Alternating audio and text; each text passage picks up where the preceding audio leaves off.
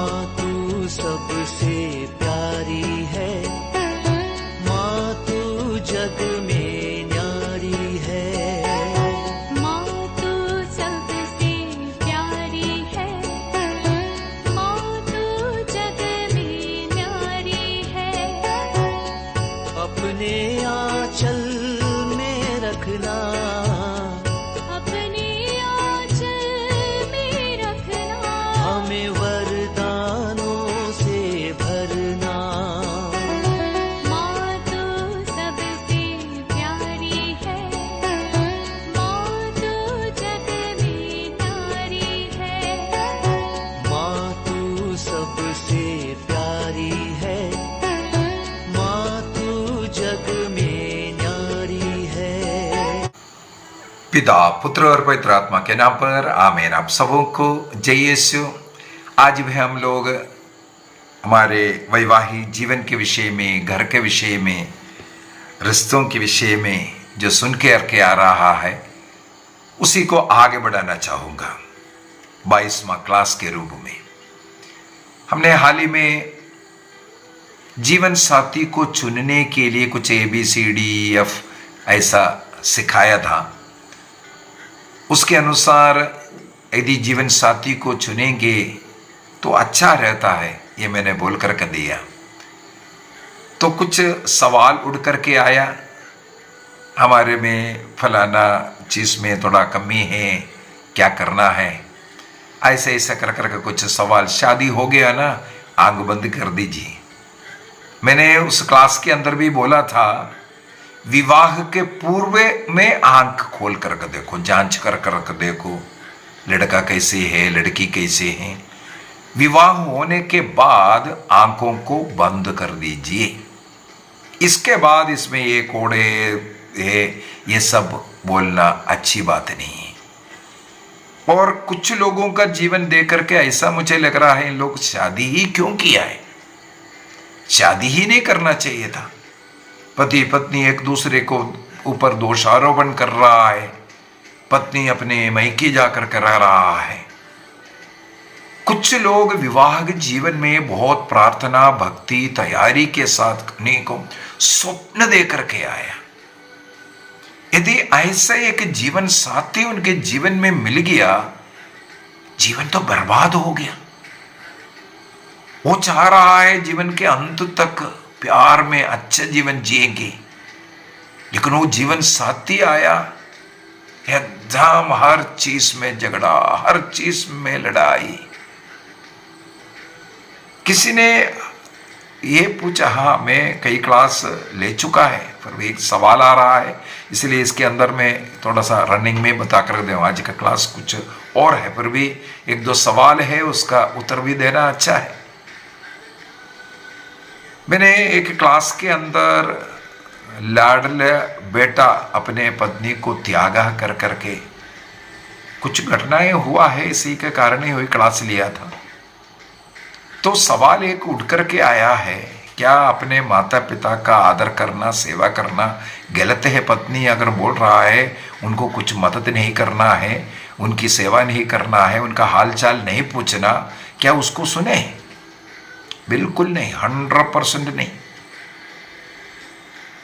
हमारे इस series class के अंदर ही मैंने यह भी बोल करके दिया, जीवन के अंत तक माता पिता का आदर करना है। पति पत्नी दोनों एक शरीर है, पहला स्थान अपने जीवन साथी को है। इसका ये मतलब नहीं है अपने माता पिता को कुछ खरीद करके नहीं देना। विशेषकर जो पुरुष है उनका एक कर्तव्य भी होता है माता पिता का मदद करना। उनकी हो सकता है हॉस्पिटल लेकर के जाना पड़ेगा, हो सकता है उनके लिए कपड़ा खरीद करके देना पड़ेगा, हो सकता है अपने तनख्वाह में कुछ उनको देना पड़ेगा। यह सब पुरुषों का कर्तव्य है। सवाल उठेगा, क्या स्त्री नहीं देना? हाँ, अगर देना है तो जो उनका घर ऐसा हालत में है जरूर देना चाहिए, और कभी कभी थोड़ा बहुत उनको मदद भी करना अच्छा है। मैं ये नहीं बोल रहा है, अगर आप कमा रहा है दीजिए ना, लेकिन दोनों का ये जो देने का, ये पुरुष अगर 50 रुपया दिया मैं भी 50 रुपया दूंगी, इस प्रकार का ये झगड़ा, ये अच्छी बात नहीं है, ये अच्छी बात नहीं है। हमारा एक समाज, एक सोसाइटी क्या कहते हैं, मुझे मालूम है ऐसे कई जगह है, कई ट्राइब्स है, विशेषकर जैसे राजस्थान इलाके वगैरह में मैं रहा हूँ, मुझे मालूम है वहाँ पर अपनी बेटी को शादी कर करके भेजा, इसके बाद बेटी से मिलने के लिए जरूर जाते हैं, उस घर से वो पिता एक गिलास पानी तक नहीं पीता है। हर जगह पर नहीं होगा, लेकिन कुछ ट्राइब से है ऐसा। बेटी को जहां पर विवाह करके भेज रहा है, इसके बाद बेटी से एक गिलास पानी तक नहीं पीते हैं, उसको उन लोग गलत समझते हैं। इसका ये मतलब नहीं है बेटी अपने माता पिता से मिलने के लिए ना जाएं या उनके लिए कुछ मदद ना करें, जरूरत है तो जरूर करना चाहिए, लेकिन जिस प्रकार हमारे समाज में एक पुरुष का कर्तव्य है, दायित्व है अपने माता पिता का देखभाल करना। यदि लड़की के घर में कोई लड़का नहीं है, मैं बोलूँगा 100% डेली फोन करके अपने माता पिता का हाल चाल पूछना और लड़की का भी धर्म है। यदि उस घर में कोई लड़का नहीं है माता पिता का देखभाल करने के लिए, क्योंकि हमारा सोसाइटी कुछ लड़कों के साथ अपना माता पिता रहता है, अगर ऐसा नहीं है, लड़कियों का कर्तव्य है अपने माता पिता का देखभाल करना। तो ये सब जैसे समाज बना हुआ है उसके अनुसार हमें चलने की जरूरत है। तो कुछ सवाल था, इसी के कारण मैंने उन बातों को छेड़ा है। आज का क्लास वो भी एक सवाल ही आया था, वैध विवाह कर करके मैं बोल रहा हूं, उसका क्या अर्थ है? हमारे क्रिस्तीय धर्म के अंदर विवाह को वैध कब मानते हैं? क्योंकि मैंने एक क्लास के अंदर ये बोला था, एक बार चर्च के अंदर वैध विवाह हुआ, इसके बाद तलाक नहीं हो सकता है करके। यदि सिविल कोर्ट में जाकर के कोई तलाक लेता है, इसके बाद चर्चेस में, हमारे कैथोलिक चर्च के अंदर साक्रमेंट नहीं मिलता। प्रोटेस्टेंट लोगों में विवाह वो आप एक को छोड़ करके दूसरे के साथ भी शादी कर रहे। क्योंकि मैं कहीं ऐसा हाउस विजिटिंग के लिए गया था, कैथोलिक परिवार था, लेकिन उन लोग अब प्रोटेस्टेंट में है करके बोला। तो मैंने पूछा क्यों आप प्रोटेस्टेंट में गए? तब यही उत्तर मिला, कैथोलिक चर्च के अंदर ऐसे एक समस्या था, क्योंकि उनका सेकंड मैरिज हो रहा है, फर्स्ट मैरिज पहला पत्नी को छोड़ दिया, तो तब से कलीसिया के अंदर उनका संस्कार बंद हो गया। दूसरी बात, वो दूसरे लड़की से शादी करना चाहता है, चर्च ने तो एकदम साफ मना किया, नहीं हो सकता। तब एक भाई बैठा हुआ था, आ जाओ हमारे पास आ जाओ, यहाँ हो सकता है। तो प्रोटेस्टेंट में जाकर के शादी किया दूसरा, वहां पर कोई नियम कानून नहीं है। लेकिन कैथोलिक चर्च में एक बार वैध विवाह हुआ, इसके बाद तलाक नहीं हो सकता। तब सवाल है वैध विवाह किससे कहते हैं? तो मैंने ABCD के अंदर जो सिखाया था उसके अंदर भी कुछ बातें बोला है, लेकिन 7 पॉइंट में यहाँ पर बोल कर देना चाहूँगा। एक विवाह को वैध करार करने के लिए क्या क्या होना चाहिए, अन्यथा वो अवैध विवाह है। सबसे पहले हमें मालूम है विवाह होना है तो पति और पत्नी, लड़का और लड़की कलीसिया के सामने, पुरोहित के सामने, प्रभु के सामने परस्पर विवाह करने का अपनी इच्छा को प्रकट करना जरूरी है, किसी के दबाव के बगैर। इसलिए कलीसिया के सामने पुरोहित उस लड़का और लड़की से पूछा जाता है कि बगैर दबाव से आपके बगल में खड़ा फलाने के साथ विवाह करने के लिए तैयार हो, ये लड़के से और लड़की से पूछा जाता है। बगैर दबाव से और सही बुद्धि से, इसका मतलब बुद्धि सही नहीं है, कुछ दिमागी मेंटल प्रॉब्लम वाला है, तो वो अवैध विवाही है। किसी भी प्रकार का दबाव नहीं है, मेंटली कोई प्रॉब्लम नहीं था, तो कलीसिया के सामने सबसे पहला पॉइंट है स्वीकार करना जरूरी है। हमें मालूम है हमारे कैथोलिक विवाह के अंदर कम से कम 3 बार ये पूछा जाता है। एक, लड़का लड़की देखने के लिए माता पिता फिर पूछते हैं तैयार है कि नहीं। हाँ, सम्मति जब होता है तब सेकंड स्टेप में अर्थात मंगनी का कार्य, उसमें भी यही है, हाँ वरना हम तैयार हैं। अभी तीसरा, मंगनी भी हो गया तो भी तोड़ सकता है। कब? यदि विवाह के समय पर लड़का लड़की मंजूर नहीं है, बिना दबाव से सहमति प्रकट करना जरूरी है। दूसरी बात, विवाह प्राकृतिक होना है, कलीसिया के नियम के अनुसार होना चाहिए। प्राकृतिक का मतलब है विवाह स्त्री और पुरुष के बीच में होना चाहिए। विवाह स्त्री और पुरुष के बीच में होना चाहिए। पुरुष पुरुष के बीच में, स्त्री स्त्री के बीच में कैथोलिक चर्च के अंदर विवाह नहीं हो सकता। यह है प्राकृतिक की रीति का। बाइबल के अनुसार ईश्वर ने स्त्री और पुरुष की सृष्टि की, इसके बाद उनका विवाह किया। यही विवाह स्त्री और पुरुष के बीच में ही केवल हो सकता है, वैध विवाह। दूसरा, कलीसिया में कुछ अन्य नियम वगैरह भी है। उस नियम के अनुसार कलीसिया के अनुमति के साथ जिस रूल एंड रेगुलेशंस विवाह के लिए रखता है, उसके अनुसार कलीसिया की सहमति से कलीसिया में होना जरूरी है। यदि कलीसिया के बाहर हो रहा है, कलीसिया के अनुरूप वो अवैध विवाह है। तीसरा, हम लोगों ने ABCDC का सबसे पहले ये एज फैक्टर बोला था। देश के नियम के अनुसार, अभी चर्च का नियम क्या है? देश के नियम के अनुसार, अर्थात हमारे भारत देश में विवाह का उम्र रखा हुआ है, लड़की का 18 साल और लड़के का 21 साल। ये होना जरूरी है, तभी विवाह वैध होगा। यदि गलत उम्र बोल करके विवाह में प्रवेश किया, बाद में पता चला वो अवैध है, गलत है। चौथा, बपतिस्मा प्राप्त स्त्री पुरुष के बीच में ही चर्च में विवाह होता है, तब भी वो वैध विवाह है। इसमें एक ऑप्शन है, वो आगे मैं बता कर दूंगा। साधारणतः विवाह कलीसिया में होने के लिए दोनों बपतिस्मा प्राप्त स्त्री और पुरुष होना चाहिए। स्पेशली वो कैथोलिक कलीसिया का सदस्य है, तब कलीसिया में विवाह साधारण होता है। उसमें जो एक्सेप्शन है वो आगे बताऊंगा।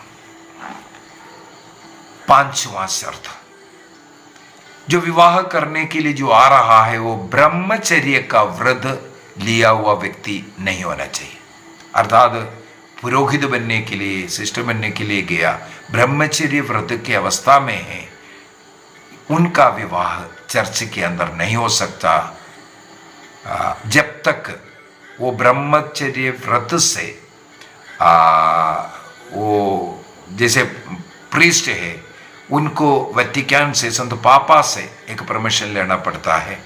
सिस्टरों को उनके ही कॉन्ग्रीगेशन का जो हेड होता है उनसे, मेरे विचार में मदर सुपीरियर, ऐसा वहाँ से उनको लिखित में वहाँ से छोड़ने का मिलता है। इसके बाद ही विवाह हो सकता है यदि ब्रह्मचर्य व्रत लिया हुआ व्यक्ति है।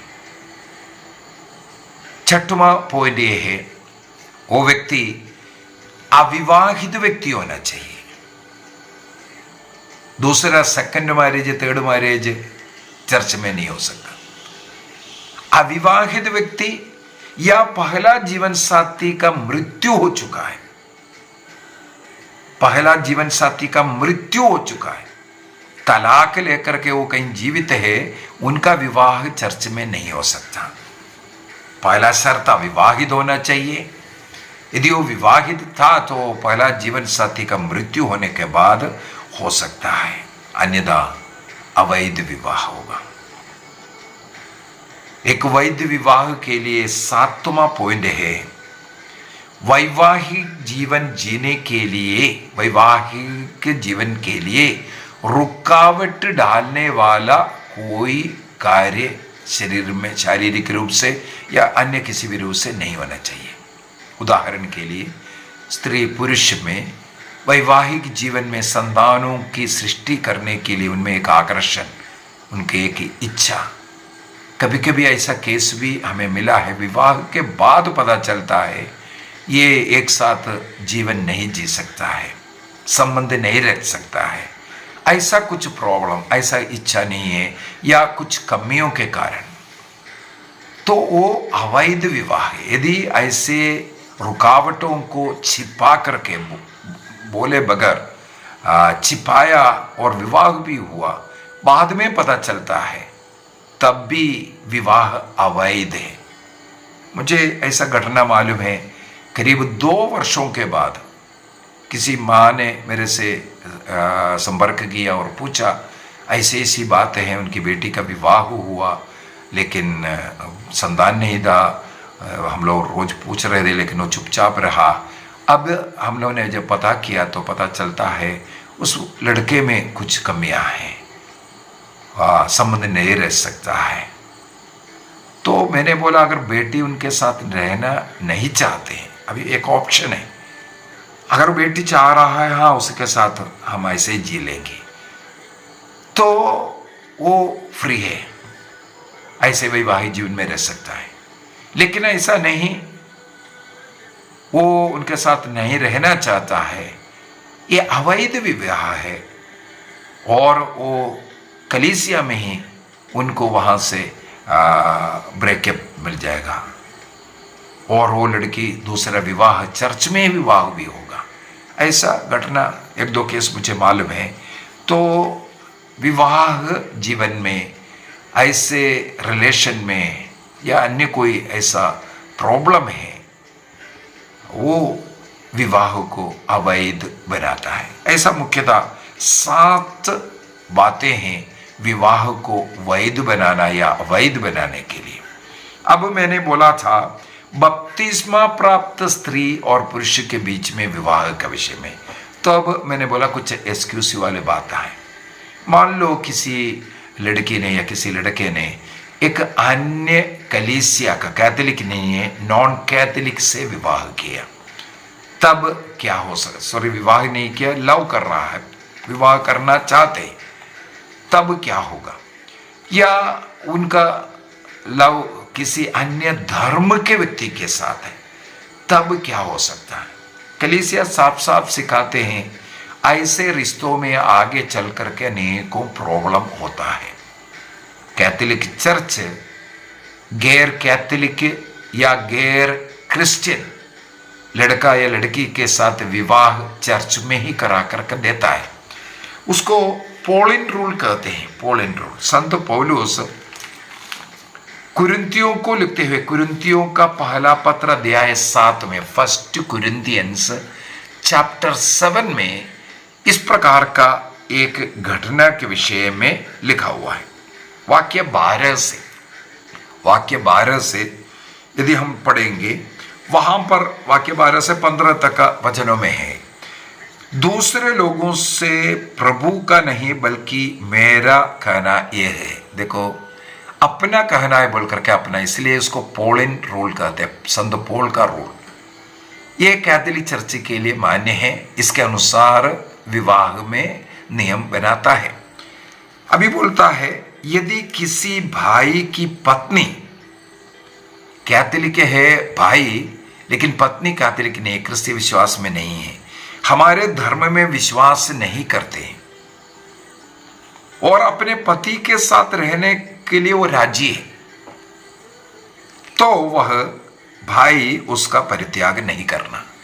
इसका मतलब अन्य धर्म का या अन्य डिनोमिनेशन का जीवन साथी के साथ रहने का अनुमति कलीसिया देता है।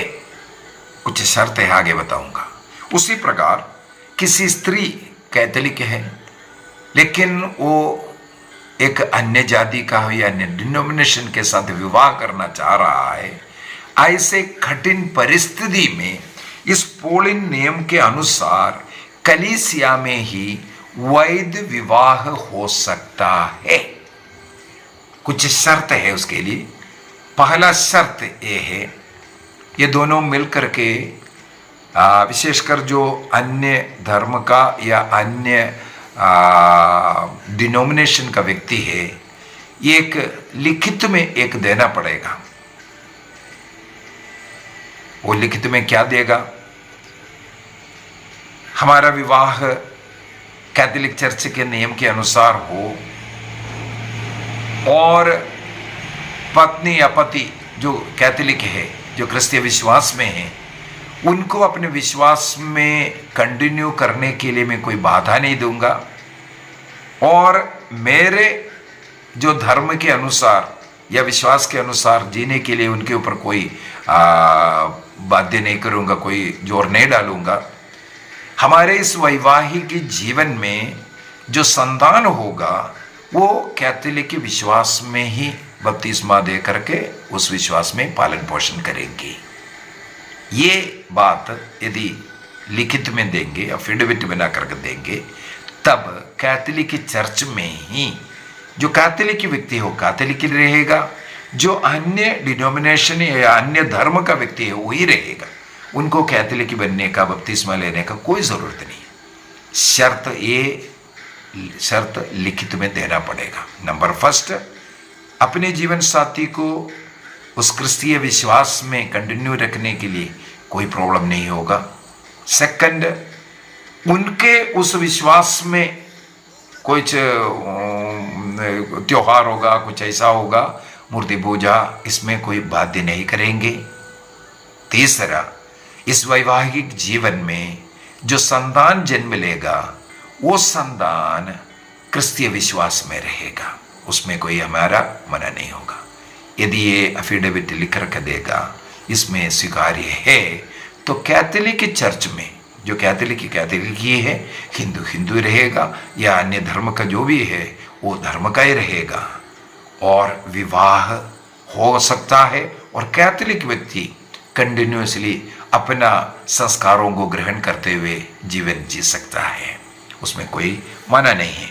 उसके लिए कैटेकिज्म ऑफ कैथोलिक चर्च, कैथोलिक कलीसिया का धर्म शिक्षा ग्रंथ के अंदर 1633 एंड 33 से लेकर के 37 तक 1633 से लेकर के 37 तक इसके विषय में ही एक्सप्लेन किया हुआ है।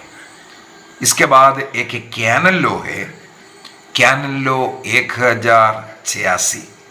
1086 के द्वारा, कैनन लॉ 1086 के द्वारा इस प्रकार का विवाह हो सकता है। और canon law 1124 and 25, 1124 and 25 in canon law, और जैसे कुरिन्थियों का पहला पत्र अध्याय 7 वाक्य 12 से 16 तक हम लोगों ने पढ़ करके सुना, पोलिन नियम के अनुसार, बाइबल के अनुसार और कैटेकिज्म के अनुसार इस प्रकार का विवाह भी करवाते हैं। कठिन परिस्थिति उसको देखते हुए, क्योंकि लव में हैं, विवाह करना चाहते हैं, तो कलीसिया में ऐसा भी अनुमति है। तो मेरे विचार में वैध विवाह कब मानते हैं, अवैध कब मानते हैं? यदि अवैध विवाह हुआ तो तलाक हो सकता है, वैध विवाह तलाक नहीं हो सकता है। आइए हम अपनी आंखें बंद करें, अपने परिवार को समर्पित करें, जीवन साथी को समर्पित करें, माता पिताओं को समर्पित करें, विशेषकर परिवार में जितने भी अविवाहित बच्चे हैं उनको भी समर्पित करें। सब लोगों को अपने जीवन साथी मिले, जल्दी से जल्दी विवाह हो सके। जो एज हमने ABCD के अंदर सिखाया उसके अनुसार, उम्र ज़्यादा ना हो, उससे पहले समय रहते सबका एक समय है, उस समय में विवाह हो। प्रभु सबों को आशीष प्रदान करे। पिता, पुत्र और पवित्र आत्मा के नाम पर आमीन। आप सबों को जय यीशु।